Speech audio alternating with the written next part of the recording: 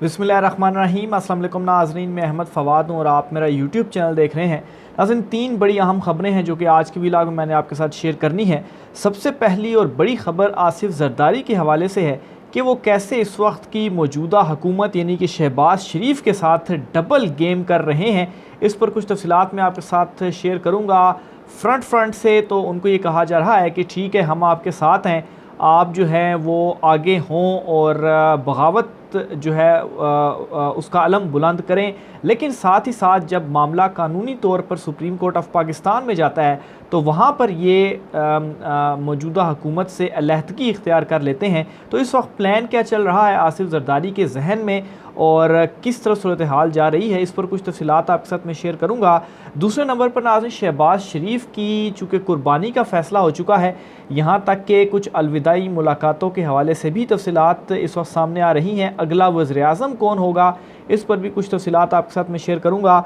और आखिर में नाज़रीन, इत्तेहादी जमातों का आज एक इशाइया बुलाया गया था पार्लियामेंट हाउस के अंदर ही जो इजलास हुआ है कौमी असम्बली का, उस इजलास के बाद ये इशाइया था, लेकिन ये इशाइया मनसूख हो गया। उस मनसूखी की वजह क्या बनी? क्या शहबाज शरीफ के पास जो नंबर गेम है वो कम है, इस वजह से ये जो इत्तेहादी जमातों का इशाइया था ये मनसूख किया गया है, या इसकी कुछ और रीज़न थी? इस पर भी कुछ तफसीलात हैं, वो भी आज की व्लॉग में आपके सामने रखूँगा। सबसे पहले तो नाज़रीन, शहबाज शरीफ की चूँकि इस वक्त कुर्बानी का फ़ैसला हो चुका है और ये डिसीजन हो चुका है नवाज़ शरीफ के कहने के ऊपर या जिसके भी, बहरहाल ये डिसीजन हो चुका है कि शहबाज शरीफ ख़ुद पर तौहीन अदालत लगवाएंगे और इस सूरत में ज़ाहिर सी बात है तौहीन अदालत लगवाएंगे तो फिर उनकी नाअहली ही है। लेकिन फिर उसके बाद अगला वज़ीर-ए-आज़म कौन होगा और जो इनकी डिलेइंग टैक्टिक्स इस वक्त इन्होंने सोची हुई हैं, उस तरफ जो मामलात जा रहे हैं, जो बज़ाहिर तो नून लीग ये समझ रही है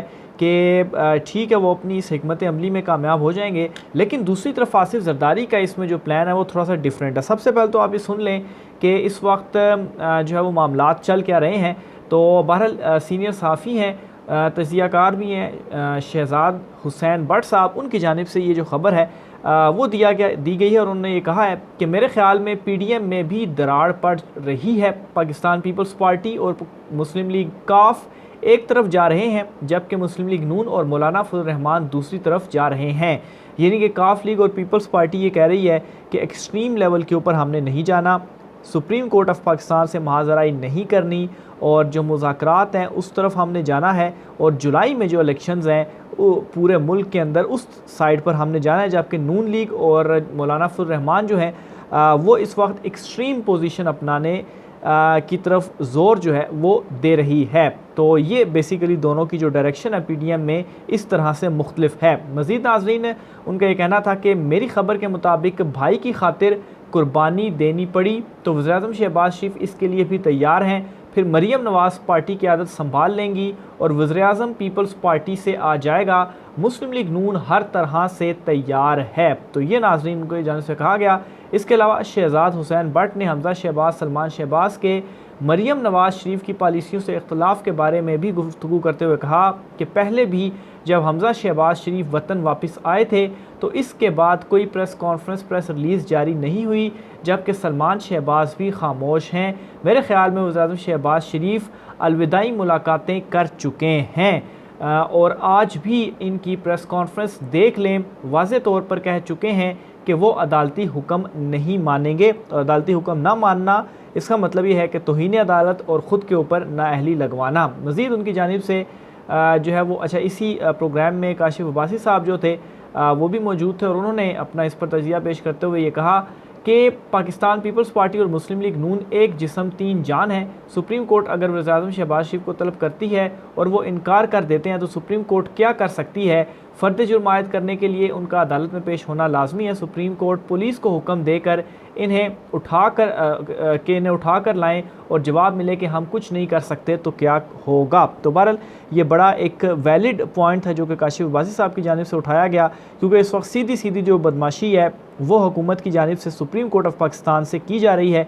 और अगर तौहीन अदालत शहबाज शरीफ के ऊपर लग भी जाती है और फ़र्द जुर्म के लिए उन्हें बुलाया जाता है और वो नहीं आते और पुलिस को ये कहा जाता है कि उनको उठा कर लेकर आएँ और पुलिस नहीं मानती, तो फिर उस सूरत में सुप्रीम कोर्ट ऑफ पाकिस्तान क्या करेगी? ऐसा तो नहीं हो सकता कि सुप्रीम कोर्ट ऑफ पाकिस्तान के जजेस खुद जाएं और उनको उठा के अदालत में ला कर बिठाएँ और फिर उसके बाद उनके ऊपर तौहीन अदालत आयद करें। तो बहरहाल ये एक वैलिड पॉइंट तो है, लेकिन मेरा नहीं ख्याल कि इस तरह से कुछ होने जा रहा है। सुप्रीम कोर्ट ऑफ पाकिस्तान की अपनी एक रिट है और सिर्फ़ और सिर्फ ये नहीं है कि सुप्रीम कोर्ट हुक्म दे देगी, बल्कि जो पूरी वकला बरादरी है वो सुप्रीम कोर्ट ऑफ पाकिस्तान के साथ खड़ी है। इसके अलावा अवाम जो है वो भी सुप्रीम कोर्ट ऑफ पाकिस्तान के साथ खड़ी है। और अगर सुप्रीम कोर्ट ऑफ पाकिस्तान नाअहली का हुक्म दे और इसको मौजूदा हुकूमत नहीं माने और इसी बदमाशी के ऊपर उतर आएगी, तो फिर उसके बाद अवाम का क्या रिएक्शन होगा, क्योंकि अमली तौर पर तो फिर जो हुकूमत है वो ख़त्म हो जाएगी। और अगर ज़ोर ज़बरदस्ती और ताकत की बुनियाद के ऊपर चलाने की कोशिश की गई तो फिर जो अवाम का रिएक्शन आएगा उसके आगे हुकूमत या जो ताकतवर हलके हैं वो भी टिक नहीं पाएंगे। तो इस वजह से शहबाज हुकूमत, मुस्लिम लीग नून के पास इस वक्त जो तमाम तर रास्ते हैं वो बंद हो चुके हैं।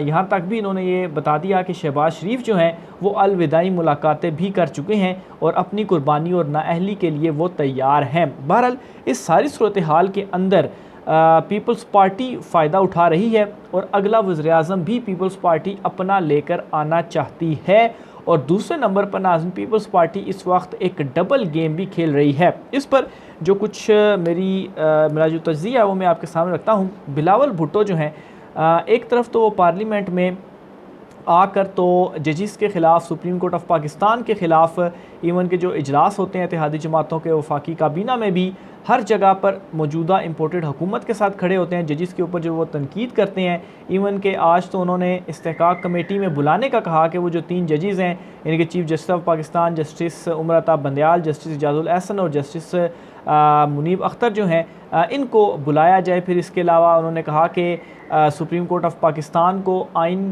की जो तशरीह है वो करने का इख्तियार तो है, लेकिन आइन में तरमीम करने का इख्तियार उनको किसने दिया। और फिर इसहाक डार साहब कहते हैं कि हम नहीं मानते सुप्रीम कोर्ट ऑफ पाकिस्तान का फ़ैसला।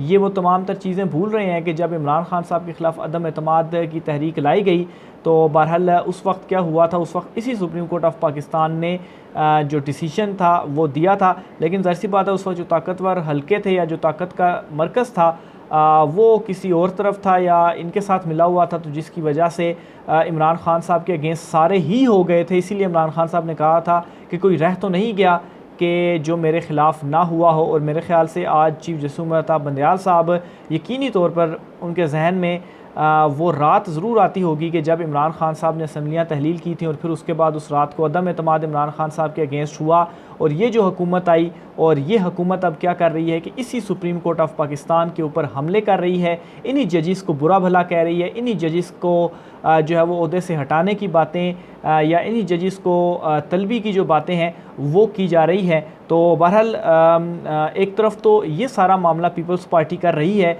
लेकिन दूसरी तरफ जब सुप्रीम कोर्ट ऑफ पाकिस्तान में आइनी और कानूनी मौक़िफ़ अपनाने की बात होती है तो उस वक्त पीपल्स पार्टी यानी कि जो आसिफ जरदारी हैं वो ये कहते हैं कि ठीक है, जो मौजूदा हुकूमत है हम उनके साथ हैं, लेकिन जो हमारी अपनी वजारतें हैं हम सिर्फ उसी की जवाबदाह हैं और उसमें जो कुछ होता है उसके ऊपर आप हमसे जवाब मांग सकते हैं। ओवरऑल जो दूसरी तरफ सूरत हाल है यानी कि वज़ारत ख़ज़ाना है या पाकिस्तान की जो माशी सूरत हाल है, इससे उनका कोई ताल्लुक़ नहीं है। वो हुकूमत में तो हैं लेकिन इन तमाम तर चीज़ों में उनका कोई असर और रसूख नहीं है। ये सारे का सारा जो मलबा है वो मुस्लिम लीग नून के ऊपर डाल रहे हैं। तो अब नाज़रीन, एक तरफ तो पीपल्स पार्टी जो है वो साथ भी दे रही है, लेकिन दूसरी तरफ वो क्या कर रही है, डबल गेम खेलते हुए उनसे ख़ुद को अलहदा भी कर रही है। और सुप्रीम कोर्ट ऑफ पाकिस्तान में भी वो ये कह चुकी है कि सुप्रीम कोर्ट ऑफ पाकिस्तान से महाज आराई में हम आपके साथ नहीं हैं।